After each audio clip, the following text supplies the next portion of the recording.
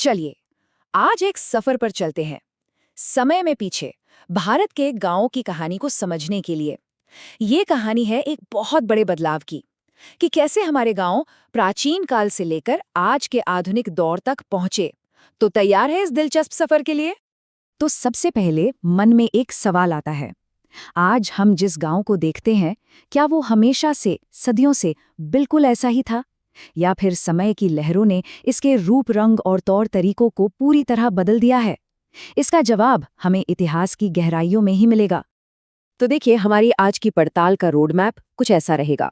हम शुरुआत करेंगे प्राचीन भारत के आत्मनिर्भर गांवों से, फिर देखेंगे कि अंग्रेजों के आने से क्या बदला, आज़ादी के बाद ग्रामीण भारत ने क्या नया रास्ता पकड़ा, उसे दिमनी गांव के एक केस स्टडी से समझेंगे, और आखिर में हम ये जानने की कोशिश करेंगे कि एक आदर्श गांव आखिर होता कैसा है। तो चलिए कहानी का पहला अध्याय शुरू करते हैं। हम जा रहे हैं उस दौर में जब भारत के गांव अपनी दुनिया में ही पूरे थे, आत्मनिर्भर, समृद्ध और स्थिर।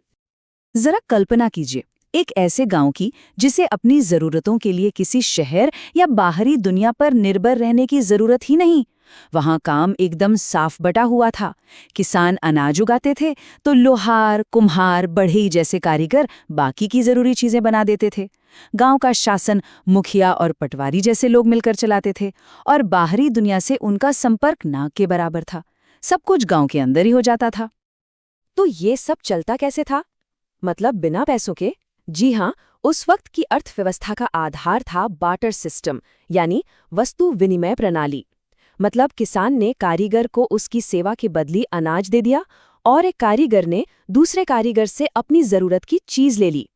कितना सरल और कारगर सिस्टम था, है ना?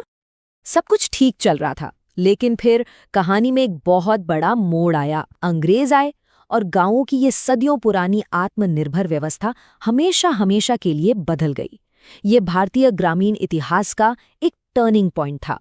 ये बदलाव कितना जबरदस्त था, इसका अंदाजा आप इस फर्क से लगा सकते हैं।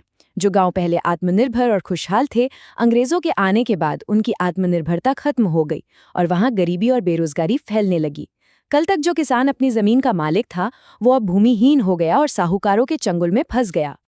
हुआ ये कि ब्रिटिश नीतियों ने, जैसे कि जमींदारी प्रथा और कृषि का व्यवसायीकरण, गांव के उस पारंपरिक ताने बाने को पूरी तरह से बिखेर कर रख दिया। भारत के बेहतरीन कारीगर और उनका हस्तशिल्प बर्बाद हो गया।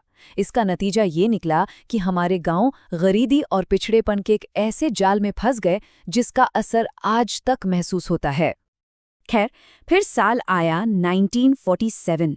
देश आजाद हुआ और इसके साथ ही एक नई उम्मीद जागी, एक नई कोशिश शुरू हुई, ग्रामीण भारत को फिर से बनाने और उसे आधुनिक रास्ते पर ले जाने की। ये जानना बड़ा दिलचस्प है कि आज़ादी के बाद भी दशकों तक भारत की पहचान एक ग्रामीण देश के तौर पर ही बनी रही। 1951 में देखिए, देश की लगभग 83% आबादी गांव में रहती थी, और 2001 तक भी ये आंकड़ा 72% से ज्यादा था। हाँ, लोग शहरों की तरफ आए, लेकिन ये कहना गलत नहीं होगा कि भारत की आत्मा आज भी गांवों में ही बसती है। तो आज़ादी के बाद सरकारों ने ग्रामीण जीवन को बदलने के लिए एक के बाद एक कई बड़े कदम उठाए। खेती में नई तकनीकें लाई गई, छोटे और कुटीर उद्योगों को बढ़ावा मिला, और सबसे जरूरी, गांव-गांव तक सड़कें, स्कूल और अस्पताल पहुंचाने का काम शुरू हुआ। साथ ही भूमि सुधार और आवास योजनाएं भी लाई गईं। अब ये सारी बातें तो हो गईं बड़े स्तर की, लेकिन जमीन पर किसी एक गांव में इसका क्या असर हुआ, इसे और करीब से समझने के लिए चलिए आपको ले चलते हैं मध्य प्रदेश के एक गांव दिमनी। तो ये है दिमनी गांव। अब देखने में तो ये एक आम भारतीय गांव जैसा ही लगता है ना? लेकिन इसके आंकड़े हमें एक बहुत ही गहरी और जरूरी कहानी बताते हैं। चलिए देखें। सबसे पहले देखते हैं कि यहाँ के लोग करते क्या हैं। देखिए, आज भी सबसे बड़ा हिस्सा यानी 41% लोग सीधे सीधे खेती से जुड़े हैं। उसके बाद एक बड़ा हिस्सा 38% घरेलू काम में लगा है, और सर्विस सेक्टर या व्यापार जैसे काम वो अभी भी बहुत कम हैं। अब बात करते हैं कमाई की, और यहाँ तस्वीर थोड़ी चिंताजनक है। सोचिए, गांव के लगभग 1/3 परिवार, मतलब 33% लोग साल में 5,000 रुपए से भी कम कमा पाते हैं, और वहीं 50,000 से ज्यादा कमाने वाले परिवार सिर्फ 13% हैं। ये आर्थिक असमानता साफ दिखाई देती है। अच्छा, रहन सहन का स्तर कैसा है, इसका एक अच्छा अंदाजा हमें वहाँ के घरों से मिलता है। देखिए, यहाँ एक अच्छी खबर है कि आधे से ज्यादा, करीब 57% घर पक्के हैं। ये विकास को दिखाता है। लेकिन सिक्के का दूसरा पहलू ये है कि आज भी 17% परिवार झोपड़ियों में रहने को मजबूर हैं। ये हमें याद दिलाता है कि मंजिल अभी दूर है। तो दिमनी की कहानी से ये साफ है कि प्रगति के बावजूद चुनौतियां अभी भी बहुत हैं। सिंचाई की कमी, मिट्टी का कटाव, खेती का बढ़ता खर्च और नौकरियों की कमी, ये वो समस्याएं हैं जिनसे आज भी यहाँ के लोग रोज जूझ रहे हैं। और इन्हीं वजहों से लोग कर्ज में डूबते हैं और शहरों की ओर पलायन करने को मजबूर होते हैं। तो इन सब चुनौतियों को देखकर मन में सवाल आता है कि आखिर इन समस्याओं का हल क्या है? भविष्य का भारतीय गांव कैसा होना चाहिए जिसे हम एक आदर्श ग्राम कह सके? तो चलिए एक आदर्श गांव की तस्वीर बनाते हैं।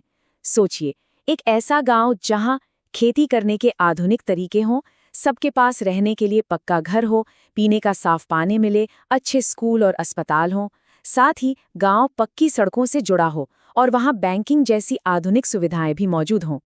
लेकिन ये आदर्श गांव सिर्फ सोचने से तो नहीं बनेगा, है ना?